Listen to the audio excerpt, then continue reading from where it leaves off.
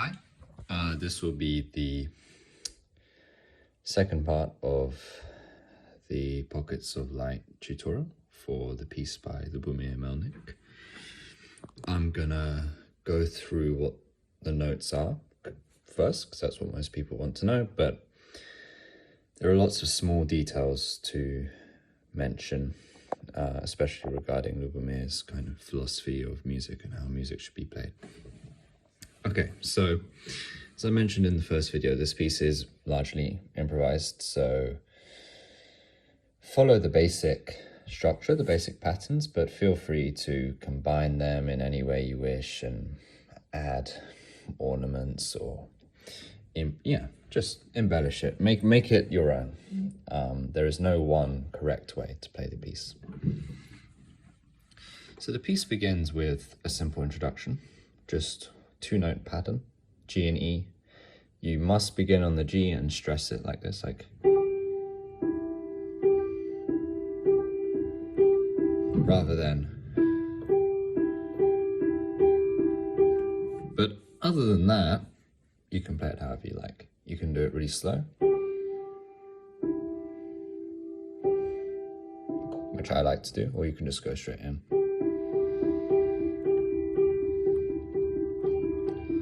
But alright, you keep doing that for however long you wish, really. And then you keep doing that, but you decide to introduce the left hand. So the right hand maintains this pattern. The left hand starts going 5, 1, 3, 1 on the C major triad.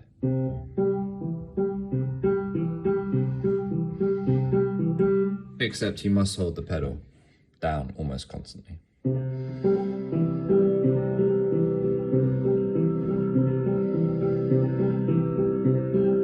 So we do that. You allow that to continue. You can build up dynamics however you like. And then the next pattern is, so you were doing this. You switch to an A minor. With this new note should be somewhat emphasized. And the corresponding left hand changes.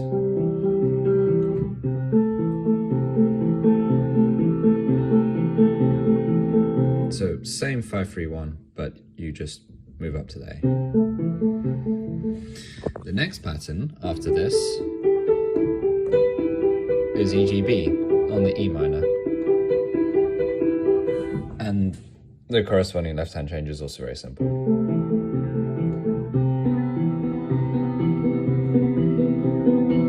Like that. And that's kind of the first bit of the first bit. You can maintain that as long as you like. You can switch between them as much as you like. The next new thing, you're in this pattern, the E minor. You maintain this in the right hand. You keep doing the 1-3-5 thing. But in the left hand, you go from this to this. So 1, C, B, G, B, E, B.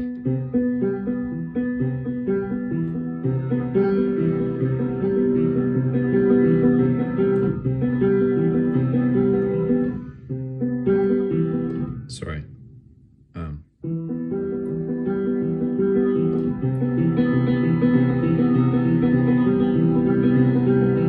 Sorry, no, I said it wrong actually. You don't do that. You do. So you essentially you keep the same triad pattern, 5, 1, 3, 1, but you occasionally dip down to the C. So it's.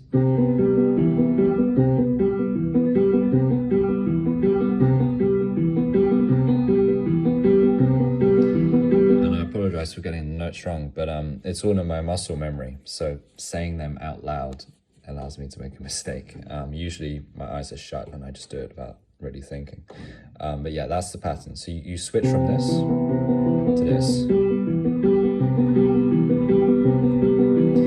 And then if you like, you can add the lower B.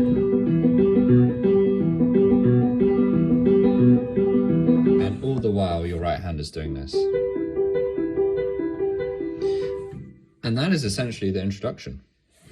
You can combine these however you like. You can switch. What tends to happen is you maybe enter this section twice, and on the second time you decide to end. And how does it end? Well, you just stop going down to the lower notes. You just do this, and you let it build up. And then you drop down. And now the right hand does change. It enters. And that's the beginning of the next section of the piece, which I'll talk about in another video. So just to briefly play that at quite a slow pace so you can see what's going on. The introduction starts with this simple 2-note phrase, and then I start doing the walking triad.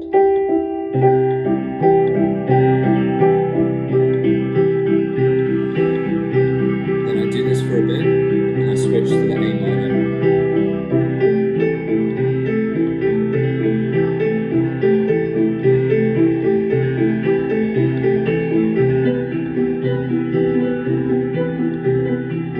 I would develop each section a lot longer, but just to go through it quickly, this is what you're aiming for. Maybe I can come back to A minor. I just play around for a bit, then I switch. And now I decide to do the more complicated methods.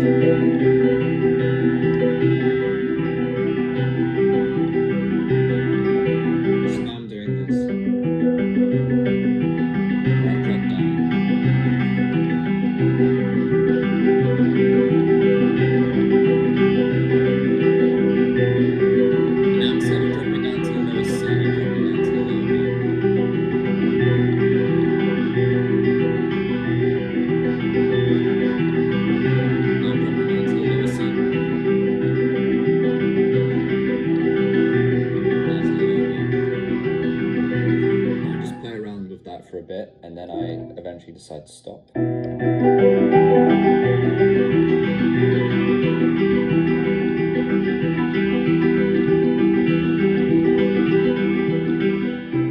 I enter the new section, but that's for another video.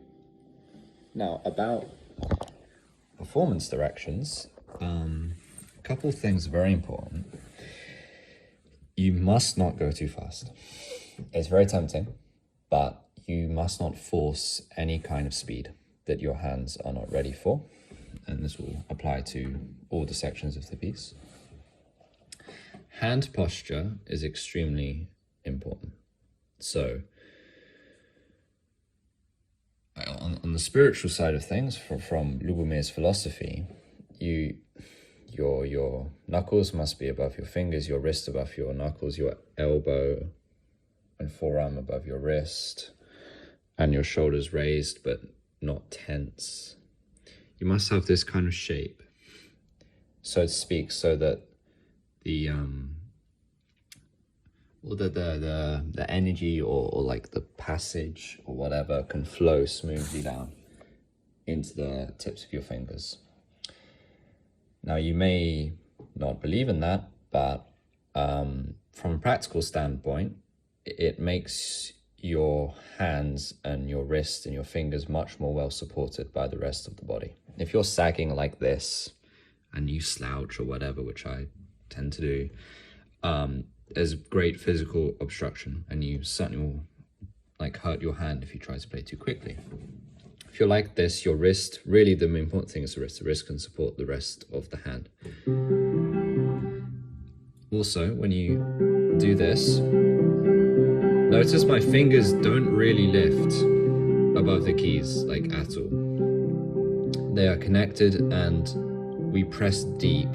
We feel the bottom of the key with the tips of our fingers. We maintain maintain good contact with the piano.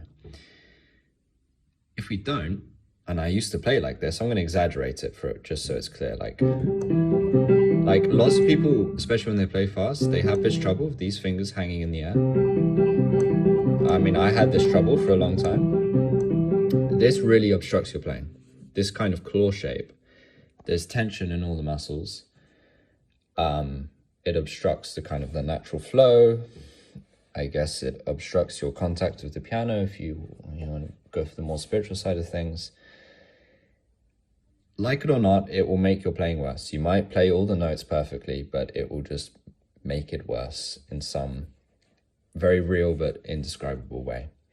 Also, it will obstruct your ability to play fast. I must insist that playing fast is not the main goal. It's just a side effect of the technique. And especially in the introduction, you don't want to go too fast. You can build up speed throughout the piece. But just to show you what I mean, like this, I'm quite limited in how fast I can go. Like maybe like this. But if I maintain good contact and I've sunk in, I can much more fluidly develop speed, and I can remain in control as well. Control is important. If you're going fast, you must make sure you are in control.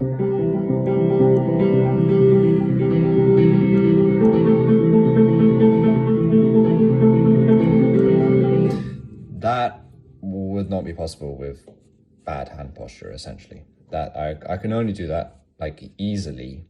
Emphasis on easily. Like playing fast is not impressive. Playing fast with fluidity of the hands and mind and no tension and being able to sustain it for 2 hours, as Lubomyr sometimes does. I mean, I went to a concert where he played for 3 hours straight. That's impressive, and pretty much only he can do that. So, good hand posture. The wrist, as I said, needs to support the hand. So when I shift up in the new section, I don't want to make a stretch like this. I mean, it's only very slight, but ideally, my hand rocks and my wrist takes me there.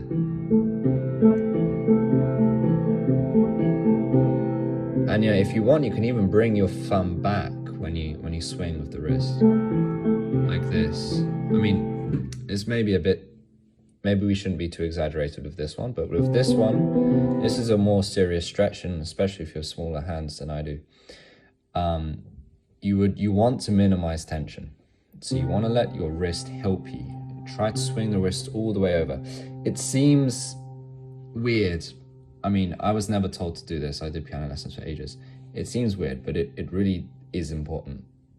When I used to play this piece, like 1.5 years ago maybe, I used to develop serious muscle cramps in this thumb when I'd be playing this very fast, because it was tense and my hand posture was bad.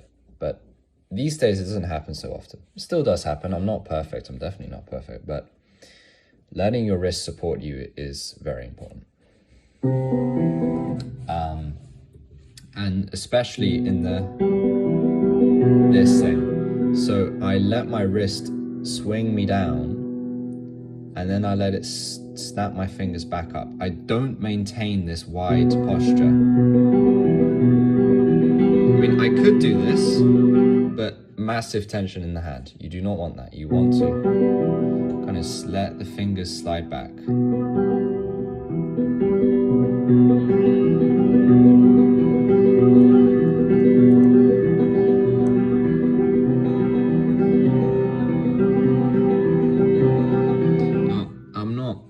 Doing it that much because, well, it's still not second nature to me, but you want to try. You want to try for this. You want to try and let your wrist help you reach that lower note without stretching the hand too much. Some points about the right hand. When you do the free note phrases, do not do triplet rhythm like this. It's tempting and it makes you feel like you're going fast, but it's really bad. One reason why it's bad is it just is the wrong rhythm. It upsets the piece. It removes the rhythmic backbone to the piece. Really, you should be doing this.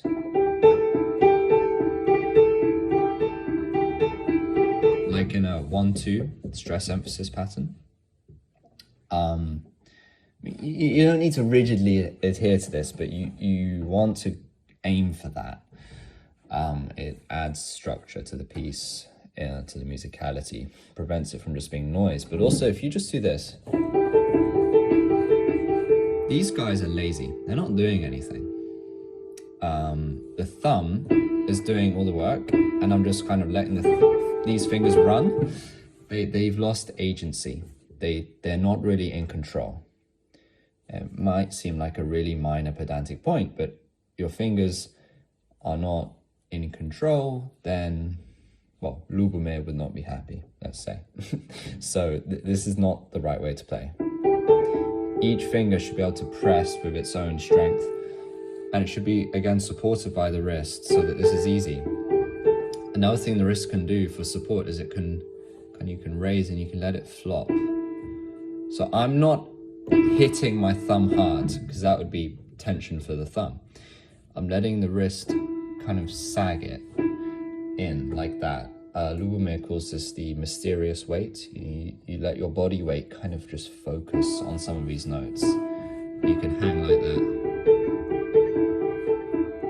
And this note now becomes enunciated like much more clearly, especially if you're going quite quickly.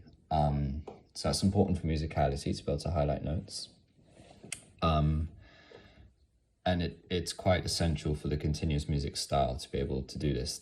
He calls them thumb notes. Thumb notes are very important with this kind of body weight.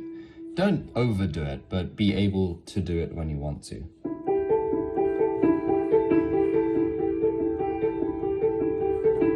Because you can develop like sub-rhythms within the piece, and you can also emphasize this note as well. Like as you please, you can emphasize it, you can not. It's good to be in control, it's good to be able to do both things. All the same remarks apply for this piece, for this pattern as well. You don't want to do a triplet. That's wrong. And again, let your thumb weights be of use. What else was I going to say about this? It's just gone out of my head.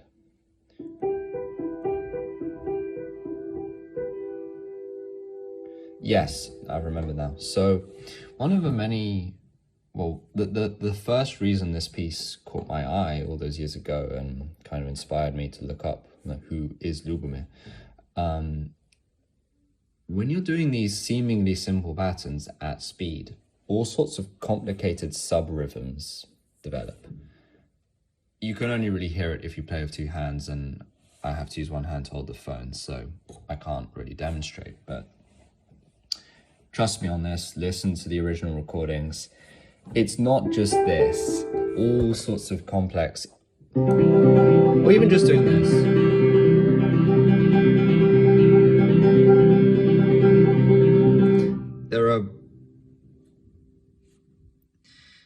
I can't put my finger on it, but there is something more than just this pattern going on. I can hear at play, for example, and when you're playing with both hands as well, it becomes more complicated. There's just more depth to the piece that can become realized, and it's good to practice this, not as fast as I was doing, unless your hands are ready for that, but good to practice this at a pace that is natural for you, and just listen, kind of like meditation. Listen to the sub-rhythms, try to pronounce them, try to focus on particular notes. When you're shifting patterns, try to focus on the shift, try to focus on the note that's being changed, and then shift your attention to the thumb. Kind of like mindfulness. You focus thoughtfully on all the things around you to be mindful of where you are, and Lubomyr would want you to do this when you're playing and practicing as well, because the ultimate goal is that you can shift these patterns without strain but maintaining control. You can hear them, you can perceive them, as he would say, and you can listen to the sub-rhythms, emphasize them as you please. It makes it a lot more musical. a common criticism of Lubomyr is that his music is just arpeggios or like simple patterns. That's missing the point. I mean, this is a very simple piece by comparison. Most of his pieces are way too complicated for me to play, but there's a great depth of musicality possible if you somewhat embrace his philosophy. It's important to try to do that. So until you're completely comfortable, I would encourage to just try to meditate. In fact, he has practice pieces called the Meditations, which you can contact to get. And it's kind of similar to this. They're seemingly simple patterns, but you develop much better finger control and mental control over what you're doing. So yeah, listen to the individual sounds. And then once you've got this section strong, we can move on to the next one.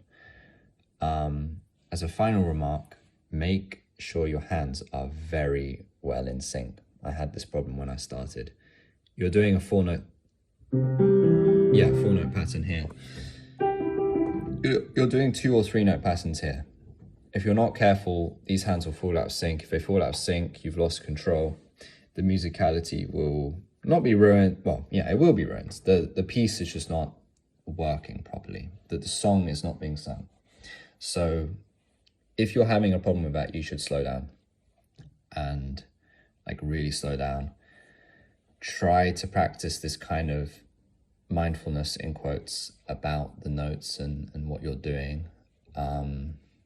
Ideally, you can feel both hands at the same time, and you can feel finger by finger without needing to think or tell the fingers what to do, but you can just feel them coming in sync. You can feel this thumb note synchronizing with this thumb note. You want to try to do that. Synchrony is very important. If it's out of sync, the piece is ruined. So I think that's enough from me now. Hopefully that helps.